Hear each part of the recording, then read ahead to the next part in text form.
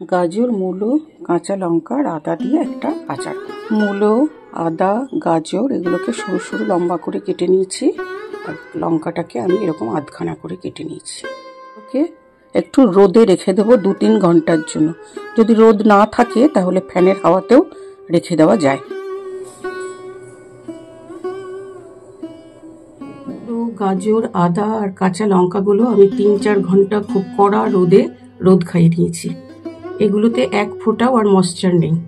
এবার এই মূলোর আচারের জন্য কিছু ড্রাই রোস্ট করে নিতে হবে, কিছু শুকনো মশলা, যেমন 2 চামচ সর্ষে, কালো সর্ষে, 2 চামচ সাদা সর্ষে, 2 চামচ মৌরি, 2 চামচ ধনে, 1 চামচ জিরে, 1/2 চামচ মেথি।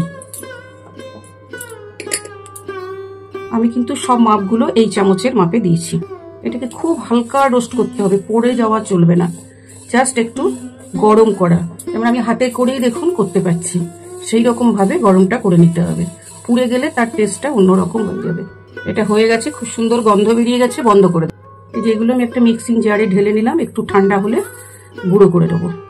আমি একটা প্যান বসিয়ে 1/2 কাপ মতো তেল একটু গরম করতে দিলাম, জাস্ট ধোঁয়া ওঠা গরম, ফুটে যেন না যায়। তেল গরম হতে হতে মশলাটা ঠান্ডা হয়ে গেছিল, পিষে নিয়েছি। তবে মনে রাখবেন খুব মিহি করে মশলাটাকে গুঁড়ো করবেন না।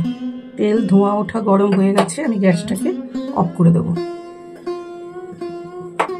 এবার এই প্যানে আমি মশলাটা ঢেলে দিলাম। দিয়ে দিচ্ছি 1 চামচ জোয়ান, 1 চামচ কালো জিরে, 1/2 চামচ হিং, 1 চামচ আমচুর পাউডার, 1/2 চামচ হলুদ, 1 চামচ কাশ্মীরি লঙ্কার গুঁড়ো, 1 চামচ নর্মাল নুন, 1/2 চামচ বিট নুন। এবার এগুলোকে খুব ভালো করে মিক্সড আপ করে নেবো। গ্যাস জ্বালিয়ে না, গ্যাস মিক্সড করার জন্য এটা আমি ব্যবহার করছি। আর এই গরম তেলটাই এর মধ্যে ঢেলে দেব।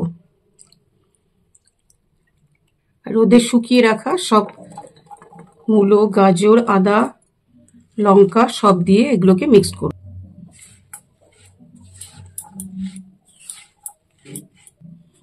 একটা লেবুর রস দিয়ে দেব।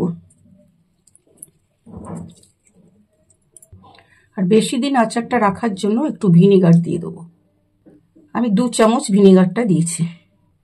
এই মিশ্রণটা কিন্তু ঠান্ডা অবস্থাতেই মিশ্রণ, এটার মধ্যে কিন্তু গ্যাস আমি জ্বালাইনি। আর এবারে এটাকে আমি একটা গ্লাস কন্টেনারে পুরে রাখবো। আচার সবসময় কাঁচের শিশিতে রাখবেন।